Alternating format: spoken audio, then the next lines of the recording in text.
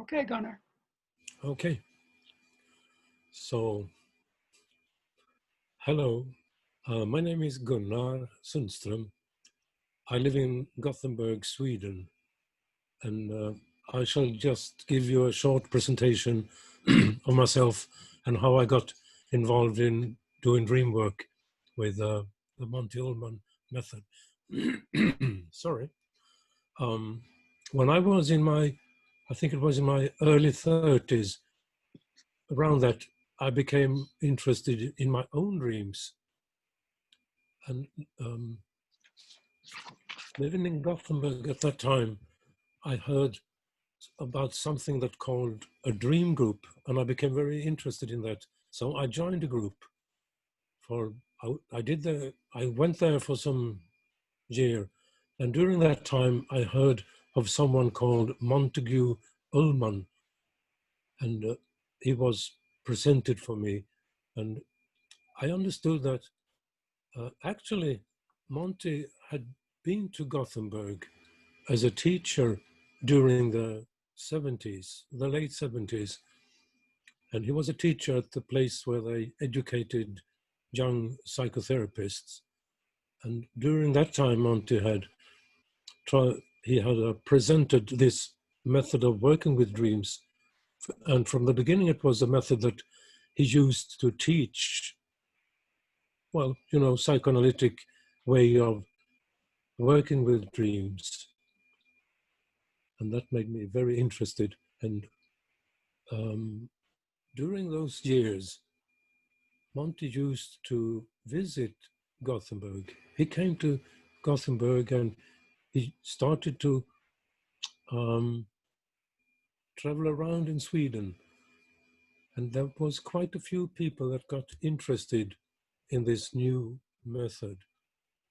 So at many different places, so to say, people started to work with dreams with his method. And actually, so did I. I think it was a very exciting time. I went to very many different dream groups during the 80s and 90s.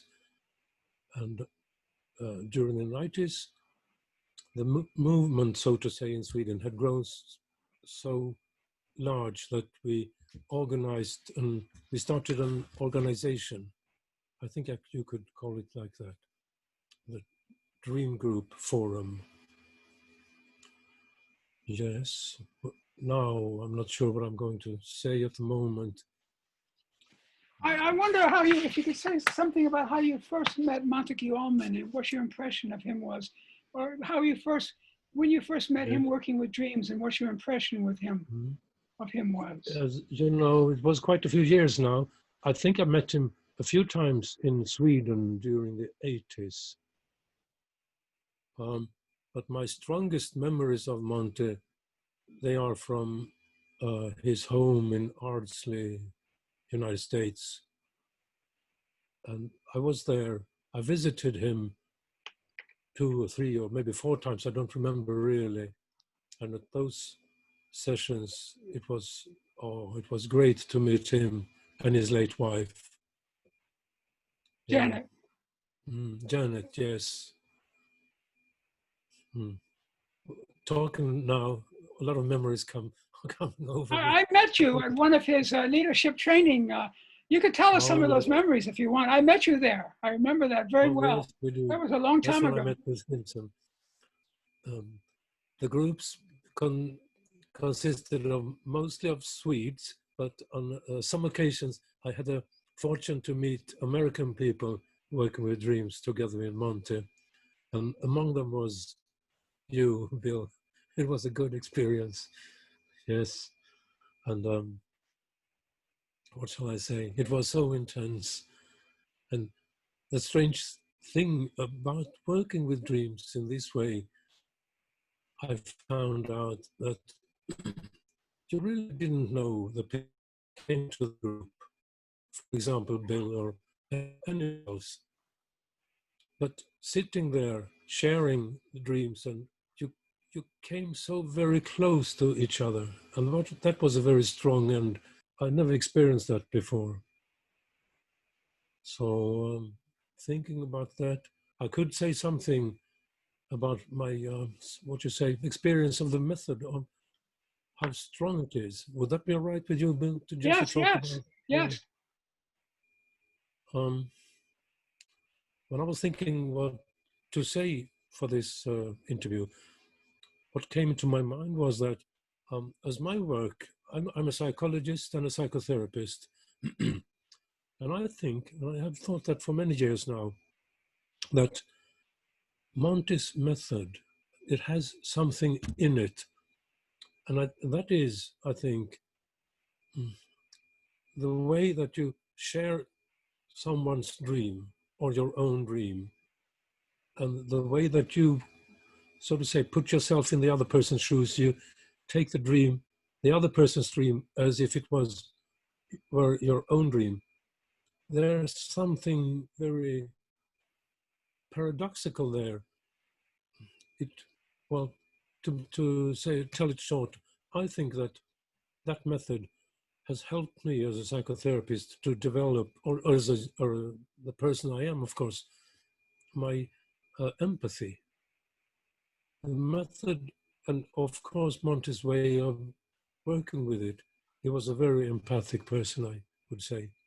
He had a very special ability to tune in to someone, that person's dream. But that is, he managed to build that into the method.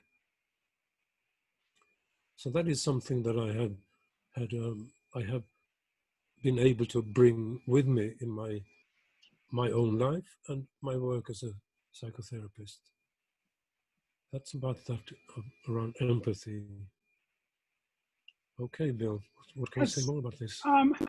Do you want to say anything about how making sense of dreams has benefited you as a person, or any Yeah, specific dream that may have changed your life or had a special importance in yeah. you?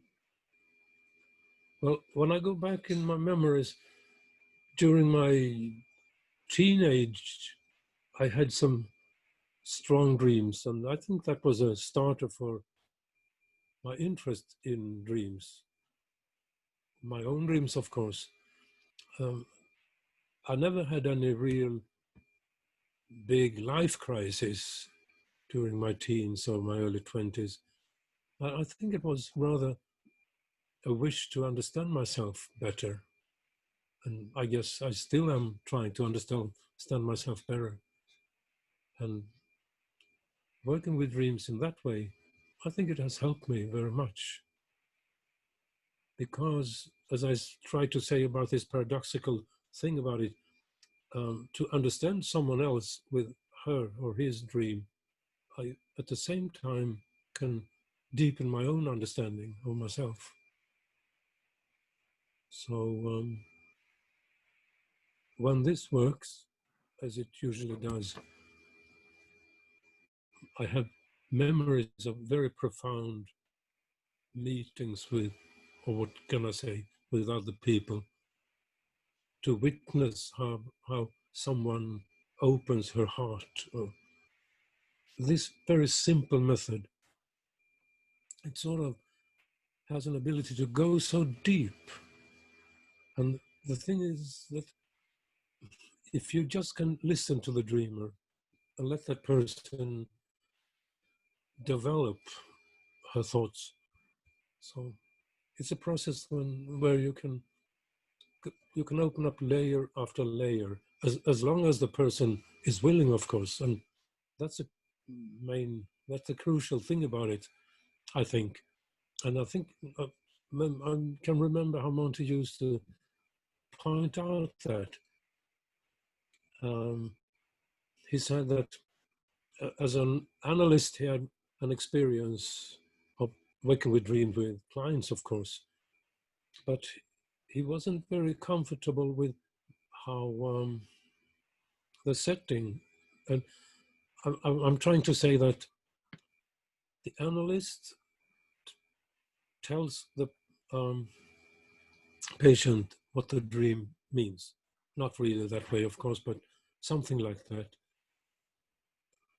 And Monty wanted to change that.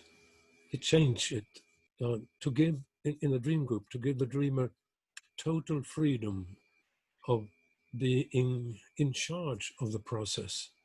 And I think that is perhaps the most important thing of making it possible for someone to go as deep inside yourself as you want. As long as the dreamer can feel that he or her, she is in charge, and the other people respectfully just listen to the dreamer, that's the way that it can start wonders. So,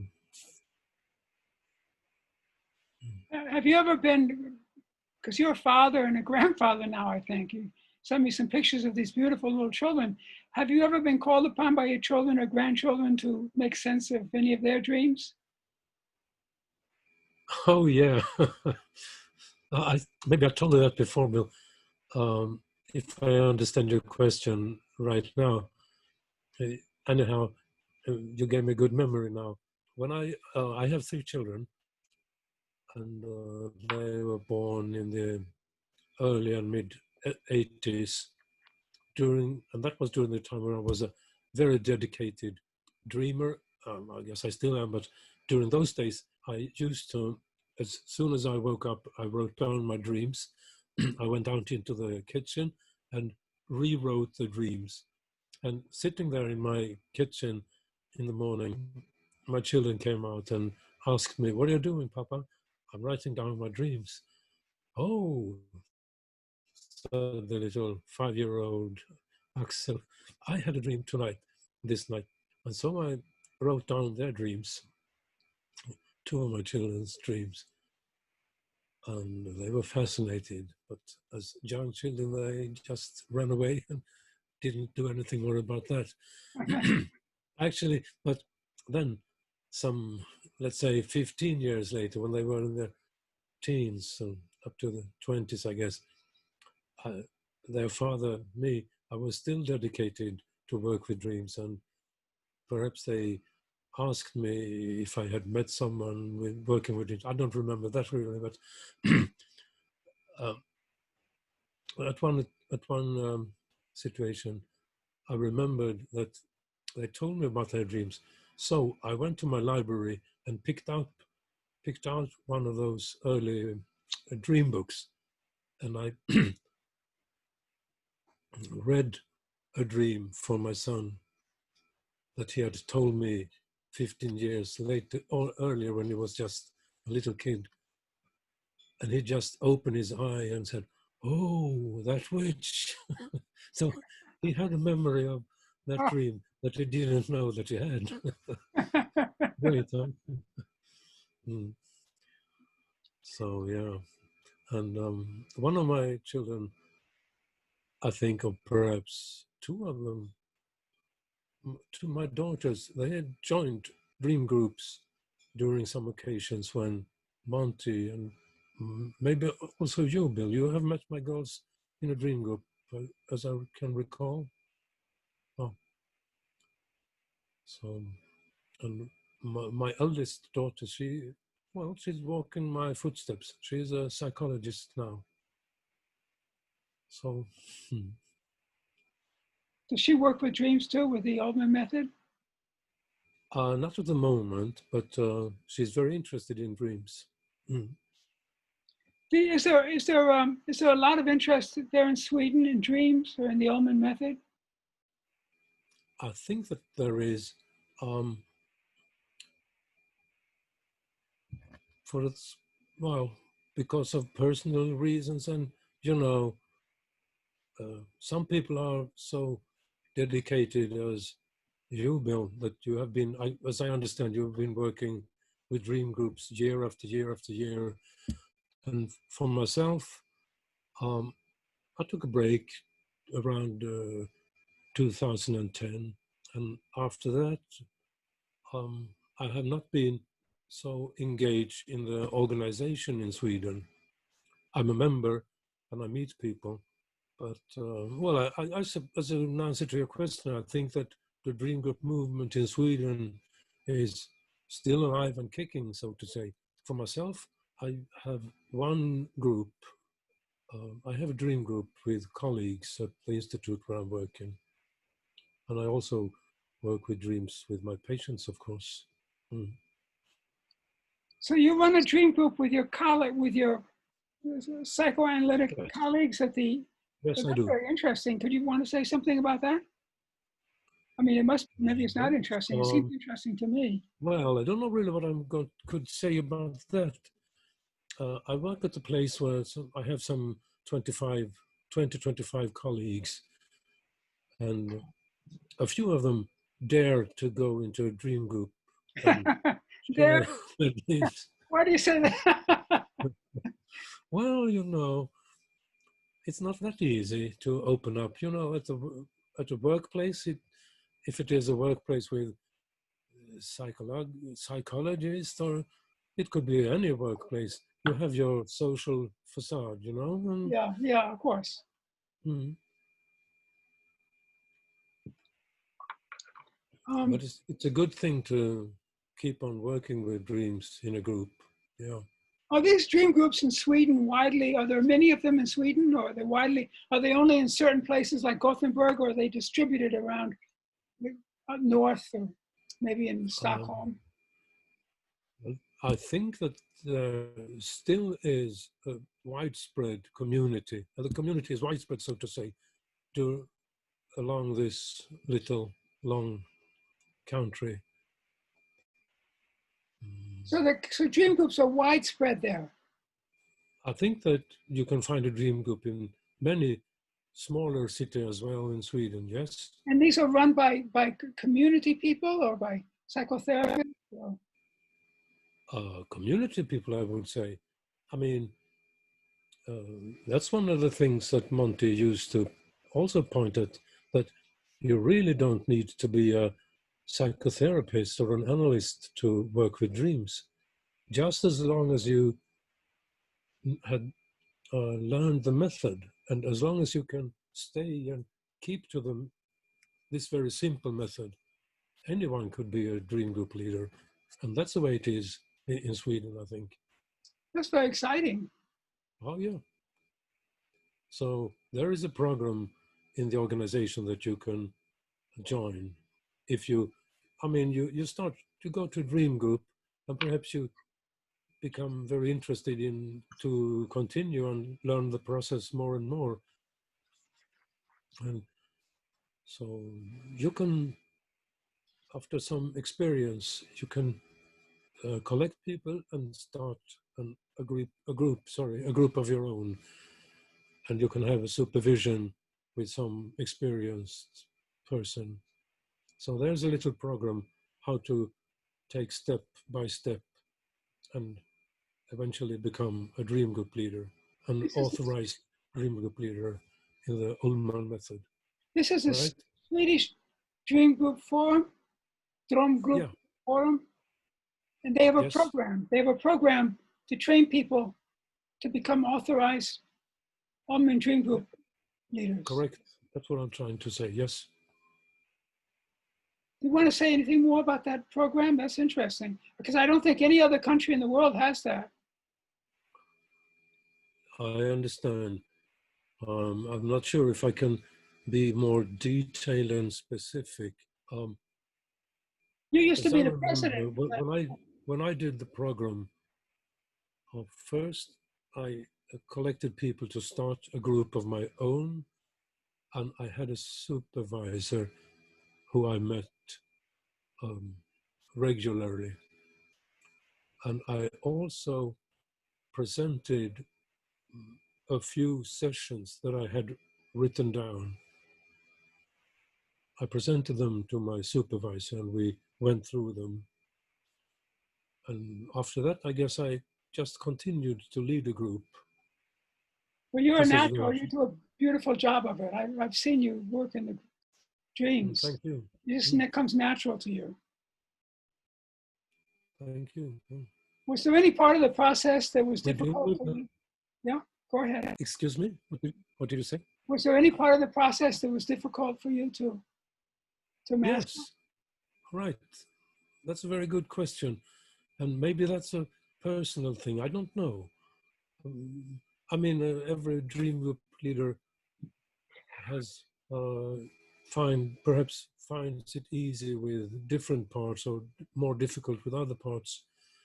So um, the first parts usually are very, not very, but they they go very smooth for me. But so this is not very easy to find the right words. Take your time. Yeah. It's the later parts are I think it is about having enough of trust in the person, in the dreamer, and to be confident that a dreamer has her or his own ability to develop the dream work. But when at times when I don't have that kind of trust, or what you can call it, I think that it's on me to develop the process with the dreamer, and I am the one who has to not push but take responsibility for the process and give the right questions, and that usually, when that happens, it makes me feel under a press to accomplish something. So that's a difficult part for me. And when you come to the part when you try to connect the dream with a daily life, the day that had been before, and to start to do that search for things that might have been important for the dreamer the day before or the week before. I can now and then find that a little bit difficult when I find myself under some kind of pressure to bring out the really important stuff and not just let the dreamer do her own searchlight work. And sometimes, I mean, it's a tough question to look for when the dream work for me is difficult, but I could also say that I can feel to be under some press to give a very good orchestrating projection in the end of the dream work. But I think it's perhaps it's more easy for different persons to make that orchestration. Perhaps it's about having confidence in yourself and just this is difficult. How do you do to just stay in the process and be confident in just to pick up things and make these little puzzle bits to a coherent picture for the dreamer? Oh, I don't think I can develop that more at the moment, Bill. Well, I think everything you said has been very, very meaningful to me because I've experienced all those same things. When I first came to the Ullman process, my big mistake was I thought it was all about me and what I was seeing in the dream that other people couldn't see. And it took me almost a lifetime to discover that that has nothing to do with it. It's not about me at all, you know. It's about getting me out of the way. And sometimes now that I'm older, I wish I had that me back then, back here, you know, like you say, to do an impressive orchestration. But it's not there. I've gotten out of the way, and I don't do the most impressive orchestrations. Other people, you know, Liz Carter, she does the most impressive orchestrations in my All right. group. Okay. Mm. She's a smart cookie. And Yeah. in each dream group, there are different people that are really good at this. And I just Yes. let them do it. It's not about me, it's about the group. So I think by backing off, Monte used to be critical of the way I worked in the group. And Yeah. when I changed, I realized why. I realized that it's so important to back off. I mean, you talk about it as a difficulty, but in a way, it's a gift you have that you're naturally backed off and you give more room to the dreamer. That's what I feel when I'm in a group with you, that you're really giving the space to the dreamer. That's a rare skill. It's hard to put it into words, but you have that skill naturally, I think. Thank you. But I think also that the freedom you can try to find as a dream group leader is about having a trust in the process or in the method. If you just can rely on those very few rules, I think you can just let the process have its own speed, or as a river, it just can flow, right? Exactly. Mm. I was in a dream group, I guess it was the day before yesterday, an online dream group. And the dreamer made an important discovery, but the dreamer didn't go into the full meaning of the dream. There was so much more there. And a member of the group sent me an email and said, well, usually you ask questions and bring everything up. I was surprised this time you didn't.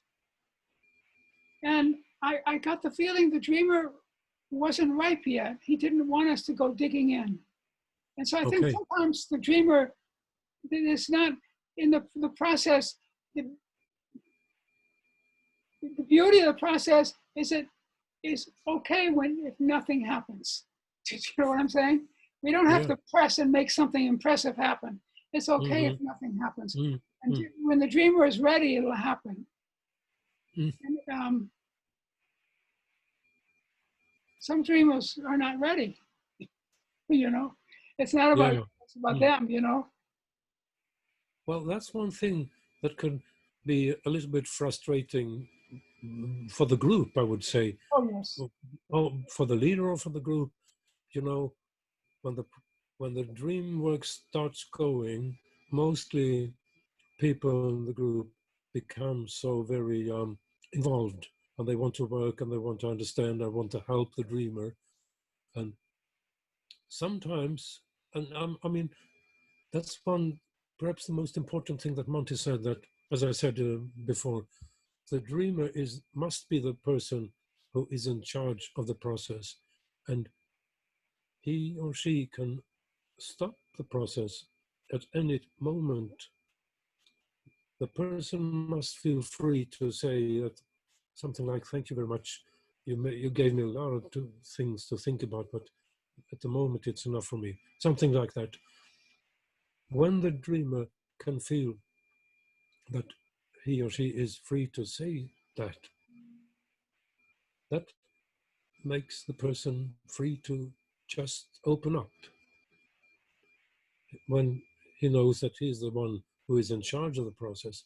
And sometimes that can feel frustrating for the group, but if you can respect that, it's very It's important. frustrating when the dreamer doesn't open up, you mean? Hmm. Yeah, I yeah. mean, it's just, you know,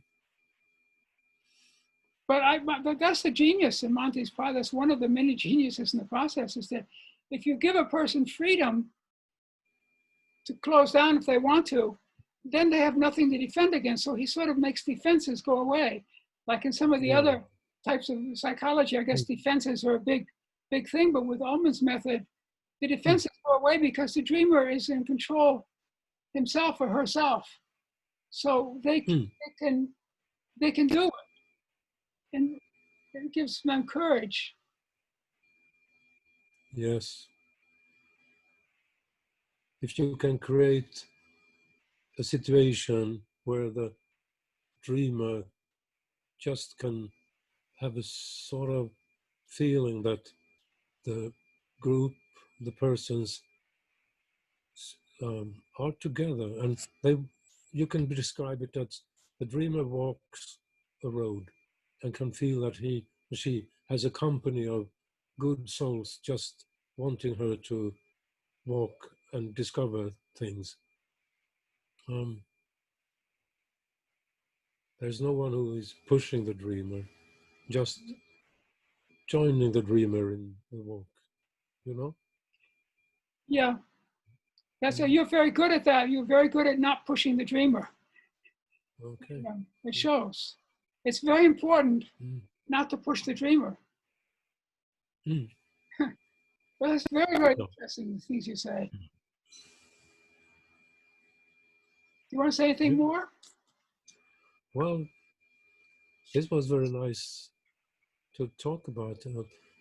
And I don't think I can find anything else at the moment to say about this. Let me just ask you a question. Like, Please. the world is not in such good shape. I mean, the climate is changing in an unfavorable way because of all the oil we're burning, the carbon dioxide we're putting into the atmosphere, and the natural forests are being destroyed, and the species are going extinct, and the oceans are in serious danger of dying. And so many countries. I mean, and Yeah. not there in the part of the world where you live, but like over in America, the democracy is turning into something else. It's going in a bad way, and so many bad things are happening. Is it your impression that if this way of working with dreams became widely practiced, that it would help things to go in a better direction than we're going in now? Yes. What do you feel about that? I would say that it's a little bit of a leading question from you. But Okay, that's a leading question. What do you think about that? We're not supposed to ask leading questions. But we're not in a dream group think now. I can agree. But what's your opinion on all this stuff? Well, Sorry about that. no, I'm just joking about it. What came into my mind was something that Monty had said, and I think people are familiar with that. He said something like, I don't think that dreams can change the world, but they can tell us that the world needs changing. Did he say something like that? I've seen that somewhere. Yeah. I think that's on Marco's website. Marco posted that on his website too. Yeah, that's what it is. Yes. So a good dream work can help us to just get a better understanding of each other and of ourselves. A better understanding of each other and ourselves. Yeah.